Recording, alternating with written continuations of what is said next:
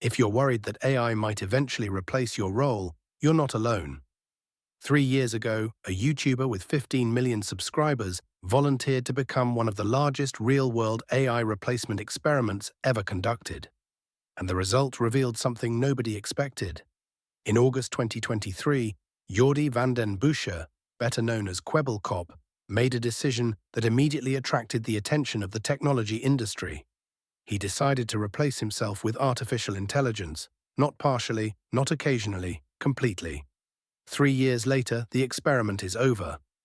In February 2026, he announced his return. His message was simple: no more AI on this channel. The human was coming back, and that's where this story becomes fascinating. Because most people think this was a test of artificial intelligence. It wasn't. It was a test of human psychology.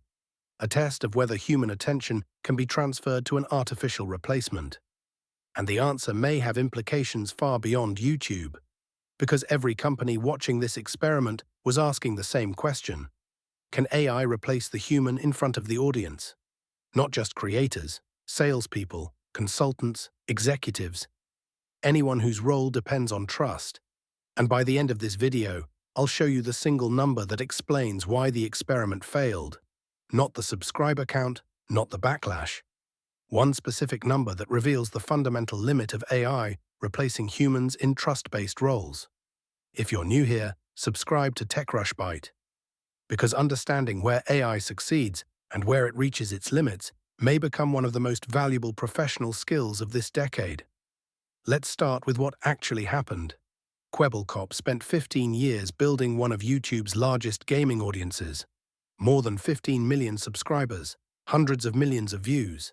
But after years of constant content production, he openly discussed burnout, the pressure, the exhaustion, the endless demand for attention. Most creators solve that problem by hiring editors or reducing upload frequency. Kwebbelkop tried something entirely different. He attempted to remove himself from the equation. His company developed an AI system trained on years of his content. His voice, his behavior, his reactions, his gaming style. The goal wasn't to create an assistant. The goal was to create a replacement. A version of Kwebbelkop capable of continuing the channel without the actual creator. The technology evolved rapidly. Soon viewers were watching a photorealistic AI version that looked remarkably similar to the real person. It sounded like him, behaved like him, and from a technical perspective, it was impressive. That's what makes this story so important. The technology wasn't the problem. If anything, it worked better than many people expected. The AI could generate content, appear on screen, deliver commentary, and imitate the creator's style with surprising accuracy. For a moment, it looked like the experiment might succeed. The AI channel began attracting subscribers. The numbers climbed. Eventually, the channel accumulated more than 1.27 million subscribers. At first glance, those numbers looked impressive. They appeared to prove that audiences would accept an AI creator. But beneath those numbers was one of the most important AI findings of the decade. Because something strange was happening, people were subscribing. But they weren't watching, and that distinction changes everything. The audience noticed, much faster than many expected. This wasn't an obvious robot. The system was specifically designed to mimic a real creator. And yet viewers sensed something was different. Major creators criticized the experiment publicly, comment sections filled with complaints. The same message appeared again and again. People missed the real Kwebbelkop. Not the content. The person. That's a critical distinction, because it raises an uncomfortable question. What exactly were people following? The content, or the human being behind it? Because if audiences were truly following the content, the transition should have worked. The uploads continued. The production quality remained high. Everything that appeared important remained intact. So why didn't the attention follow? That's where the data becomes impossible to ignore. Because the number that ultimately ended this experiment wasn't 15 million. It wasn't 1.27 million. It was a much smaller number. And once you see it, you'll understand why some of the biggest assumptions about AI replacing humans may need to be reconsidered. The number was 5,682. That was the average number of views per video on the Kwebbelkop AI channel. 5,682 views, on a channel with 1.27 million subscribers. At first, that number doesn't even sound real, because when most people hear 1.27 million subscribers, they assume success. Instead, the AI version averaged just 5,682 views per upload. Not because people didn't know the videos existed, not because the channel lacked subscribers, and not because the technology failed. The AI inherited the subscribers. It never inherited the attention. And that may be the most important lesson in this entire story. Because attention is not a commodity that automatically transfers through code. It remains attached to people. Think about that carefully. The AI looked like him, sounded like him, behaved like him. Yet something essential was missing. The audience could feel it. And when people sense that something fundamental is missing, they don't necessarily complain. They simply stop paying attention. That's exactly what happened here. The subscribers remained, the views disappeared.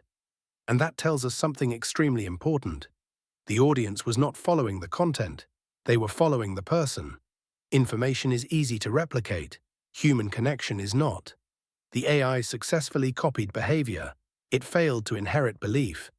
And trust may be harder to replicate than skill. This is where the story becomes much bigger than YouTube. Because most organizations evaluating AI are asking the wrong question. They're asking, can AI do the work? The Kwebbelkop experiment suggests a different question. Can AI inherit the relationship? Those are not the same thing. Imagine a salesperson who has worked with the same client for 10 years. The reports can be generated, the proposals can be generated, the emails can be generated. But can the relationship be generated? Can years of credibility be transferred into an artificial replica? That is the real question. Because the lesson here isn't that AI cannot perform tasks. The lesson is that people often aren't paying attention to the task. They're paying attention to who is performing it. And that changes everything. For years, discussions about AI focused on capability. Can it write? Can it speak? Can it create? Can it solve problems? The Kwebbelkop experiment suggests another variable matters just as much. Presence. The sense that a real person exists on the other side of the interaction. If human presence didn't matter, the AI channel would have performed far better. Instead, more than 1 million subscribers produced almost no meaningful engagement. The audience had already delivered its verdict. Not with comments, not with complaints, with attention, or more accurately, with the absence of attention. That's what makes this one of the most valuable AI case studies we've seen. Because unlike most debates about artificial intelligence, this one wasn't theoretical. It ran for 3 years, across more than 100 videos, with more than 1 million subscribers, and the outcome was measurable. The technology worked, the transfer failed. That's the finding. Not that AI is useless, not that automation is impossible, something more specific. Attention did not transfer, and neither did trust. Eventually, even Kwebbelkop reached the same conclusion. In February 2026, he announced his return. Notice what he didn't say. He didn't reject AI. He didn't declare the technology a failure. Instead, he returned to a more practical model. Humans supported by AI, not humans replaced by AI. That distinction may define the next decade. Because the strongest use cases for AI are becoming increasingly clear. Research, preparation, analysis, automation, repetitive work, areas where speed and scale matter most. But trust-based relationships appear to follow different rules. The experiment did not reveal a weakness in artificial intelligence, it revealed a strength in human relationships. The people watching this channel have spent years building trust. With customers, clients, teams, colleagues. You already understand something this experiment measured. Trust behaves differently from information. Information can be copied. Trust cannot. A report can be generated. A presentation can be generated. A proposal can be generated. But the decision to trust them still belongs to a person. That is why the most successful organizations are moving toward a different model. Not AI instead of humans. AI alongside humans. The human remains the relationship. The AI becomes the amplifier. That partnership appears far more powerful than substitution, and it aligns perfectly with what Kwebbelkop ultimately discovered. The audience didn't reject technology, the audience rejected replacement.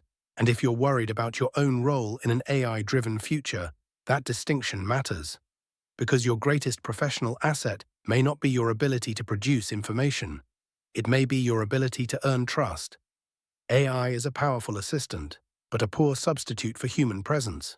3 years. More than 100 videos, over 1 million subscribers. One of the largest AI replacement experiments ever attempted. The AI inherited the channel, the subscribers, the voice, the face, but it never inherited the attention. And that may be the most important AI lesson of the decade.